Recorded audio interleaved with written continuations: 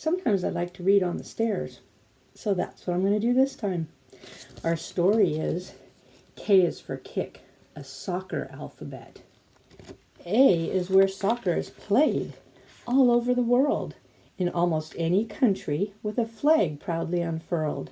From Argentina to Australia, you'll find a soccer goal, even on the Arctic ice, way up at the North Pole. B is for the ball, of course. Without it, there's no game. The largest in the world is at the Soccer Hall of Fame. And B is for the brave boys and girls who try with all their might to boot that bouncing soccer ball colored black and white. C is for clubs everywhere that give the fans their fill, like Italy's AC Milan and Santos in Brazil. It's for the college soccer teams that play from coast to coast, and countless cool community leagues that many cities host. D is for the defense, deflecting shots on goal. Each daring defender has a special role.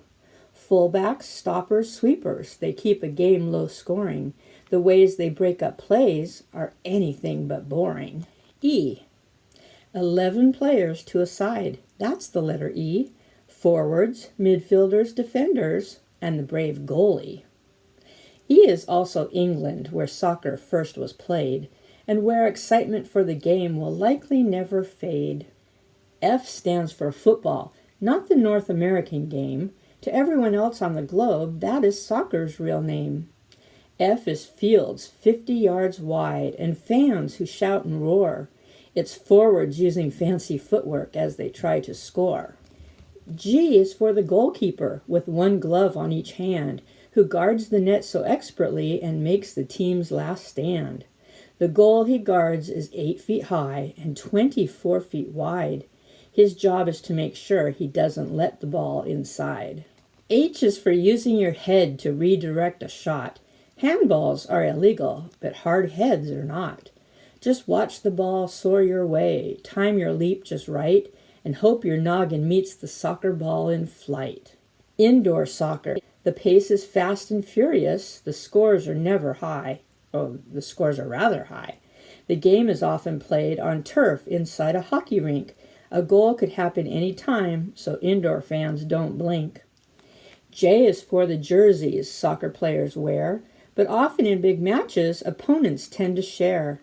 In a gesture of respect, after a game ends, they simply swap their jerseys as if they are old friends.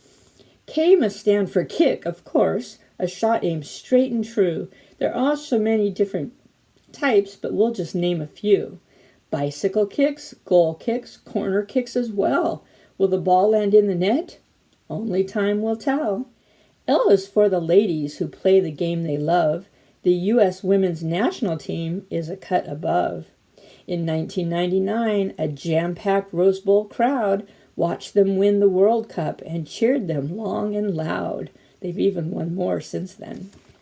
M is major soccer, on all the soccer pros who make their mark on U.S. soil against talented foes.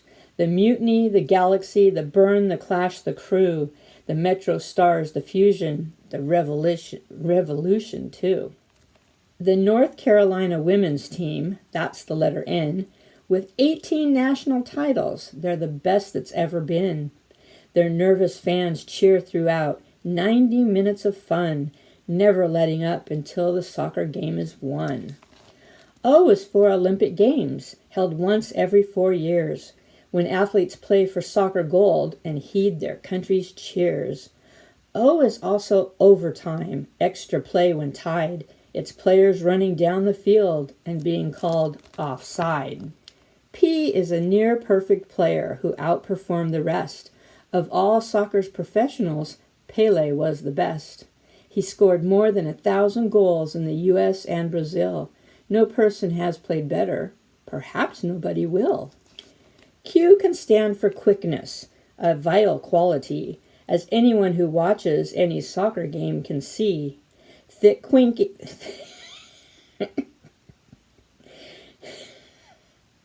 Quick thinking and quick reflexes, quick passes by quick feet. Move slowly on a soccer field, and you may taste defeat. R is for the referee, showing a red card.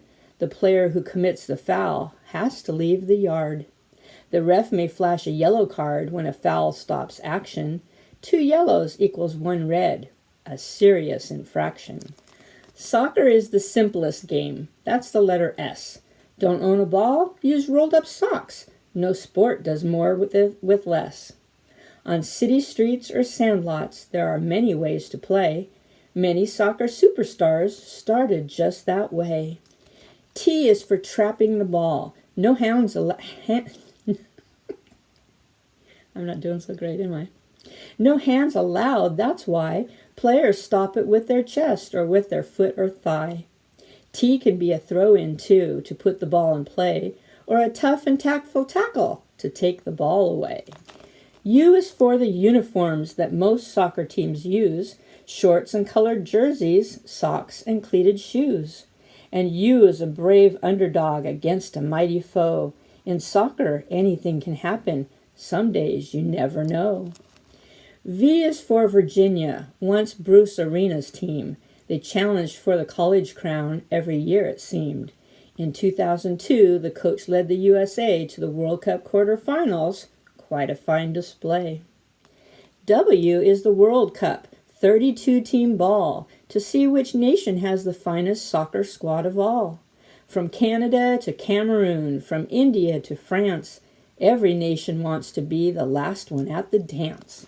X marks the spot where someone commits a foul. A penalty kick, right then and there, is what the rules allow. The other players must remain at least 10 yards away. The extra nervous goalie is asked to save the day. Y is for youth soccer, the favorite game of all. Happy children get their kicks and have themselves a ball. It's more popular around the world than any other sport, played on a field or diamond or in a rink or a court. Z is Zinedine Zidane, a French star named world's best, and athletes of all ages who play the game with zest. A pass that zips across the field, a game tied 0-0, and catching Z's while dreaming of being a soccer hero.